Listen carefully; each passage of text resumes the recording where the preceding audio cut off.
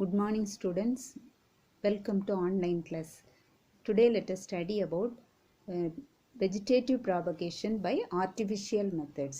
Last video we studied about natural method of vegetative propagation. இப்போ ஸ்க்ரீனில் வந்துட்டு நீங்கள் ஒரு ஸ்கீமேட்டிக் ரெப்ரசன்டேஷன் பார்க்குறீங்க. அதாவது vegetative propagation is broadly divided into two. They are natural methods and artificial methods.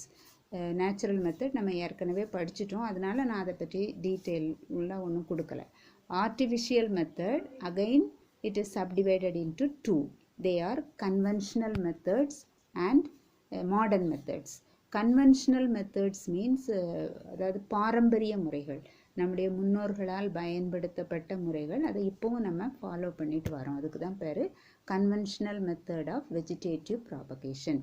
அடுத்தது வந்து மாடர்ன் மெத்தட்ஸ், அதாவது நவீன முறைகள். For example by plant tissue culture, by protoplasmic fusion.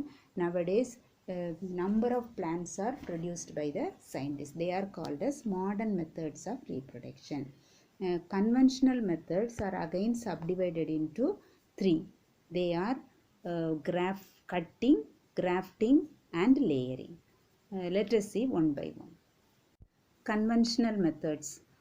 Some of the artificial propagation methods have been used by man for a long time and are called as conventional methods. அதாவது பாரம்பரிய முறைகள், நம்முடைய முன்னோர்களால் பயன்படுத்தப்பட்ட முறைகள், அதை நம்ம இப்போவும் ஃபாலோ பண்ணிட்டு வரோம். அதுக்கு தான் பேர் conventional methods. The conventional methods, there are three different types. They are cutting, grafting and layering. First one is by cutting. It is the method of producing a new plant by cutting the plant parts such as root, stem and leaf from the parent plant. அதாவது கட்டிங்னு சொன்னால் போத்துகள், குச்சி வெட்டி வைக்கிறது. அப்போ எந்த போர்ஷனில் பிளான்ட்லேருந்து எடுக்கிறோன்னு சொன்னால் ரூட்டாக இருக்கலாம், அல்லது ஸ்டெம்மாக இருக்கலாம், அல்லது லீஃபாக இருக்கலாம். அதுக்கு நமக்கு வந்து எக்ஸாம்பிள் கொடுத்துருக்காங்க. Example for root cutting is malus. மேலஸ்ன்னு சொன்னால் ஆப்பிள். தமிழ் நேம் வேணால் புக்கில் குறித்து வச்சுட்டிங்கன்னா உங்களுக்கு படிக்கிறதுக்கு வசதியாக இருக்கும். Example for stem cutting is hibiscus, அதாவது செம்பருத்தி. நெக்ஸ்ட் ஒன் இஸ் பொஹைன்வில்லியா, தாழ்பூ. தேர்ட் ஒன் இஸ் முரிங்கா, முருங்கை மரம். These are examples for stem cutting. Then last one is by leaf cutting. Examples are begonia and bryophyllum. Bryophyllum நமக்கு ஏற்கனவே போன வீடியோவில் நான் அந்த பிக்சர் நான் காட்டியிருக்கேன், புக்லேயும் இருக்குது, பார்த்துக்கோங்க. இப்போ you have to study the example for root cutting, stem cutting and leaf cutting. இது வந்து ஒன் வேர்டில் உனக்கு கேட்கலாம். Next subheading is grafting. In this, part of two different plants are joined so that they continue to grow as one plant. அதாவது இரண்டு தாவரங்களை இணைத்து ஒரு புதிய தாவரம் பெறப்படுகிறது. இதுக்கு நம்ம எக்ஸாம்பிள் ப்ராக்டிக்கலாக சொல்லணும்னு சொன்னால், இப்போ வந்து ஒட்டு மாங்காய் அப்படின்னு சொல்லுவோம். இன்னொன்று வந்து கொய்யா மரத்தில், ரோஸ் செடியில், இதிலெல்லாம் பார்த்திங்கன்னு சொன்னால் இந்த ஒட்டு கிராஃப்டிங் மூலமாக உருவாக்கப்பட்ட தாவரங்கள் நமக்கு கிடைக்கிது. இப்போ கொய்யா மரத்துலலாம் பார்த்திங்கன்னா ஒரு பிரான்ச்சில் ஒயிட் கலர் கொய்யா காய்ச்சின்னு சொன்னால் இன்னொரு பிரான்ச்சில் ரெட் கலர் கொய்யா கிடைக்கும். அந்த மாதிரி தாவரம் நமக்கு கிடைக்கிது.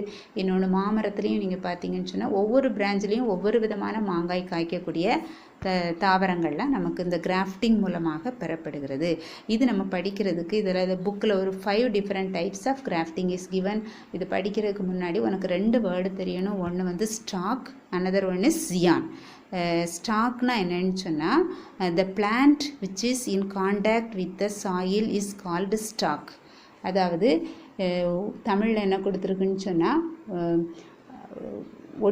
வேர்க்கட்டை. வேர்க்கட்டைன்னு சொன்னால் தரையோடு தொடர்புடைய தாவரம், அதாவது மண்ணோடு தொடர்புடைய தாவரம். இதை தான் நம்ம என்னென்னு சொல்லுவோம்னா வேர்க்கட்டை. அடுத்து வந்து Ziyan.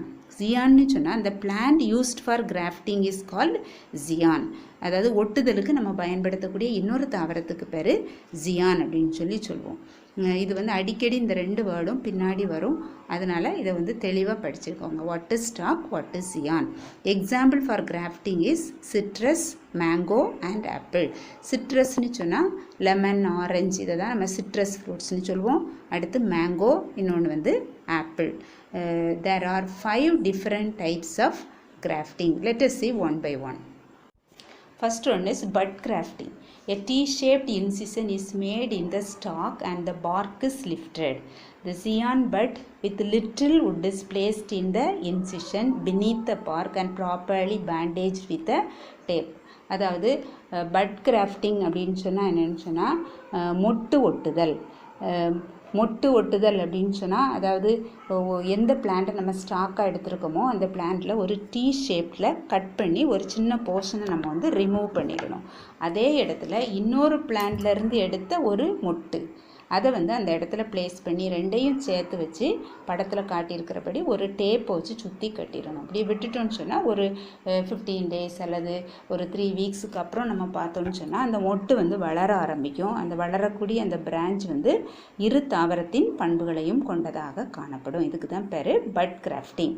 Next one is approach grafting. அதாவது அப்ரோச் கிராஃப்டிங்னு சொன்னால் both the scion and stock remain rooted. ரெண்டு பிளான்ட்டும் தரையோடு தொடர்புடையதாக காணப்படும். The stalk is grown in a pot and it is brought close to the zion. இந்த படத்தில் காட்டியிருக்கிற மாதிரி ரெண்டு பிளான்ட்டையும் பக்கத்தில் நம்ம கொண்டு வரணும். Both of them should have the same thickness. ரெண்டும் ஒரே அளவு தடிமன் கொண்டதாக காணப்படும். அது என்ன பண்ணணும்னு சொன்னால் a small slice is cut from both the cut surfaces and brought near and tied together and held by a tape. அதாவது நான் தனியாக வரைஞ்சி காட்டியிருக்கிறேன் பாருங்கள். ரெண்டு ஸ்டெம்மில் இருந்தும் ஒரு சின்ன போர்ஷனை நம்ம வந்து கட் பண்ணி ரிமூவ் பண்ணிடணும். அப்புறமா அந்த வெட்டப்பட்ட பகுதியை சேர்த்து வச்சு கட்டி ஒரு டேப்பால் சுற்றி கட்டி வச்சிடணும். After 1 to 4 weeks, the tip of the stalk and base of the scion are cut off and detached and grown into a separate plant.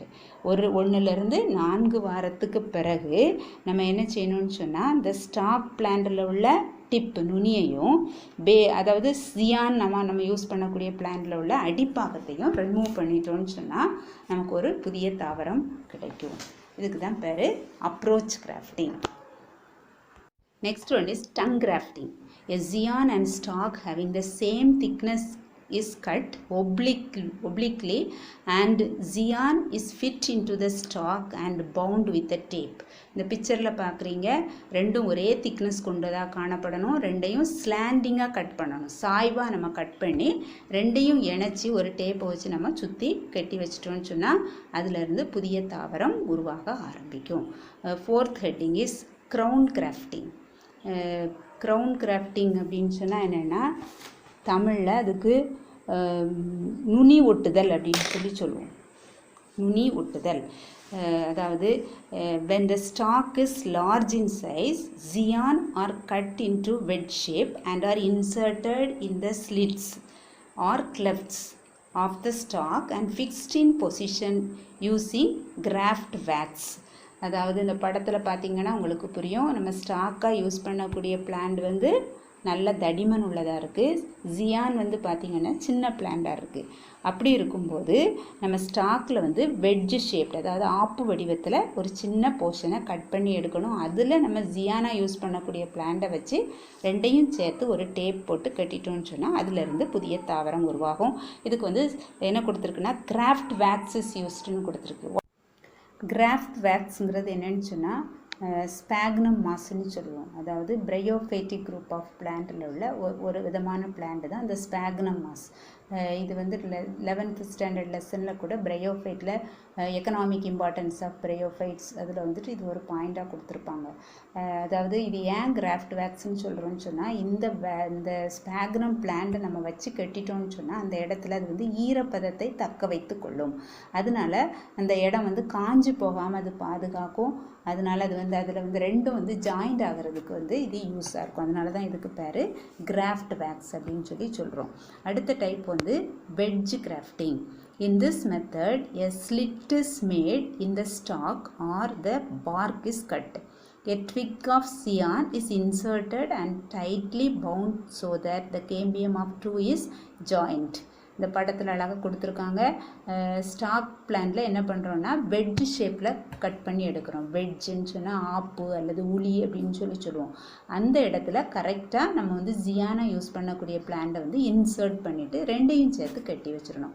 இதுக்கு தான் பேர் என்ன சொல்லுவோன்னா வெட்ஜ் கிராஃப்டிங் அல்லது ஆப்பு ஒட்டுதல் அப்படின்னு சொல்லி இதுக்கு பேர். அப்போ there are 5 different types of grafting. They are bud grafting, approach grafting, tongue grafting, crown grafting and wedge grafting. Next heading is layering. In this method, the stem of the parent plant is allowed to develop roots while still intact. அதாவது ஒரு தாவரத்தின் தண்டு பகுதியிலிருந்து வேர்கள் உருவாதல் தூண்டப்படுகிறது. வேர்கள் உருவாகணும்னு சொன்னால் அந்த தண்டு பகுதி தரையுடன் தொடர்புடையதாக காணப்படணும். அப்போ அதனால தான் என்ன செய்வோம்னா வளைச்சி நம்ம மண்ணுக்கடியில் அதில் வைப்போம். அப்போ என்ன ஆகும்? The root develops. The rooted part is cut and the plant is planted to grow as a new plant. இதுக்கு எக்ஸாம்பிள் வந்துட்டு இக்ஸோரா அண்ட் ஜாஸ்மினம். இக்ஸோரான்னு சொன்னால் இட்லி பூ, ஜாஸ்மினம்னு சொன்னால் மல்லிகை.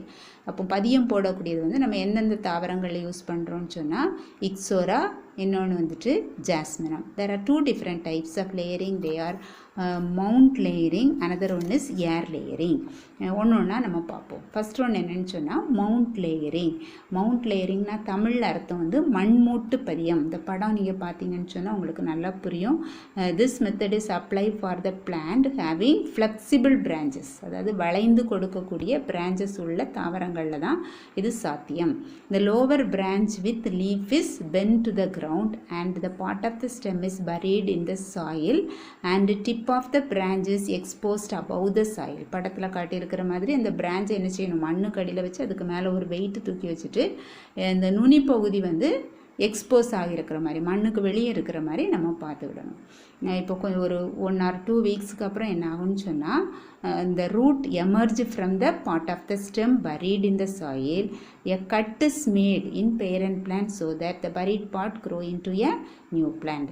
அது வளர ஆரம்பிக்கும் போது நம்ம என்ன செய்யணும்? பேரண்ட் பிளான்ட்லேருந்து அதை பிரித்து விட்டுறணும். டிட்டாச் பண்ணி விட்டுட்டோம்னு சொன்னால் நமக்கு ஒரு புதிய தாவரம் கிடைக்கும். இதுக்கு தான் பேர் மவுண்ட் லேயரிங் அப்படின்னு சொல்லுவோம். செகண்ட் டைப்புக்கு பேர் ஏர் லேயரிங், அதாவது காற்று பதியம். இப்போ பெரிய மரங்கள்லாம் நம்ம இந்த மண்மூட்டு பதியம் நம்ம செய்கிறது சாத்தியம் இல்லை. அப்படி இருக்கிற பட்சத்தில் நம்ம என்ன செய்யணும்னு சொன்னால் ஏர் லேயரிங் இந்த மெத்தடை நம்ம யூஸ் பண்ணலாம். In this method the stem is girdled at nodal region and hormones are applied to the region while which promotes rooting. அதாவது ஸ்டெம் இஸ் கேர்டில் அப்படின்னு சொன்னால் படத்தில் காட்டியிருக்கிற மாதிரி ஸ்டெம்மை நம்ம சுற்றி கட் பண்ணி எடுத்துக்கிடணும். கேர்டில் ஷேப்பில் கட் பண்ணி சுற்றி எடுத்துட்டோம்னு சொன்னால் அந்த இடத்துல நம்ம மண்ணை வச்சுட்டு அதை ஒரு பாலித்தீன் கவரால் சுற்றி கட்டணும். அதுக்கு முன்னாடி அதில் என்ன பண்ணணும்னா ஹார்மோன்ஸ் ஆட் பண்ணுறாங்க. அப்படி ஆட் பண்ணும்போது அது it will take some time, அதாவது after 2 to 4 months root emerge from the branches. After that, such branches are removed from the parent plant and grown into a separate pot on or ground. புரிஞ்சிருக்கும்னு நினைக்கிறேன். இதில் book பேக்கில் ஒரு question இருக்குது, differentiate mound layering and air layering அப்படின்னு கேட்டிருக்காங்க. இது தெளிவாக படத்தோட படிச்சுக்குவாங்க. Next heading is advantages of conventional methods. First point is the plants produced are genetically uniform. Usually plants produced by vegetative propagation are genetically uniform. Second point is many plants can be produced quickly by this method. நிறைய தாவரங்களை நம்ம இந்த முறைப்படி உருவாக்க முடியும். Some plants produce little or no seeds. In others the seeds produced do not germinate. அதாவது சில தாவரங்கள் சீடை விதைகளை உற்பத்தி பண்ணாது அல்லது மிக குறைந்த அளவில் உற்பத்தி பண்ணும். அந்த மாதிரி பிளான்ட்டில் நம்ம என்ன செய்கிறோம்? இந்த வெஜிடேட்டிவ் ப்ராபகேஷனை யூஸ் பண்ணுறோம். In such cases plants can be produced in a short period by this method. Next point is some plants can be propagated more economically by vegetative propagation. Example Tolanum tuberosum, அதாவது உருளைக்கிழங்கு மிக குறுகிய காலத்தில் அதிக அளவு தாவரங்களை நம்ம உருவாக்க முடியும். Last point is 2 different plants with desirable characters such as disease resistance and high yield can be grafted and grown as a new plant with the same desirable characters. நம்ம விரும்பிய பண்புகளை கொண்ட தாவரங்களை உருவாக்க முடியும். அதுக்கு ஒரு எக்ஸாம்பிள் கொடுத்துருக்கு. அதாவது டிசீஸ் ரெசிஸ்டன்ட் பிளான்ட்டையும் ஹை ஈல்டு கொடுக்கக்கூடிய பிளான்ட்டையும் கிராஸ் பண்ணி 2 கேரக்டரும் உள்ள ஒரு தாவரத்தை உருவாக்க முடியும். Then disadvantages of conventional methods. இதனுடைய குறைகள். Use of virus infected plants as parent produces viral infected new plants. அதாவது வைரஸால் தாக்கப்பட்ட ஒரு தாவரத்தை நம்ம வந்து இந்த மாதிரி வெஜிடேட்டிவ் ப்ராபகேஷன் யூஸ் பண்ணோம்னா கிடைக்கக்கூடிய தாவரங்கள் ஃபுல்லும் அந்த நோய் கொண்ட தாவரங்களாக காணப்படும். Last point is vegetative structures use for propagation are bulky so that they are difficult to handle and store. அதாவது இப்போது வெஜிடேட்டிவ் ப்ராபகேஷன் யூஸ் பண்ணக்கூடியதை வந்து நம்ம கட் பண்ணி எடுத்துட்டோம்னு சொன்னால் அதை உடனே நம்ம வந்து லேண்டில் கொண்டு நட்டு வச்சிடணும். ஒரு 1 or 2 days தான் அது தாக்கு பிடிக்கும். அதுக்கு மேலே நம்ம அப்படியே வச்சிட்டோம்னு சொன்னால் அது காஞ்சி போயிடும். இன்னொன்று வந்து அது பல்கி, அது சைஸில் வந்து பெருசாக இருக்குது, அதனால் அதை ஸ்டோர் பண்ணி வைக்கிறது வந்து கொஞ்சம் கஷ்டம். These are the disadvantages of conventional methods. That's all.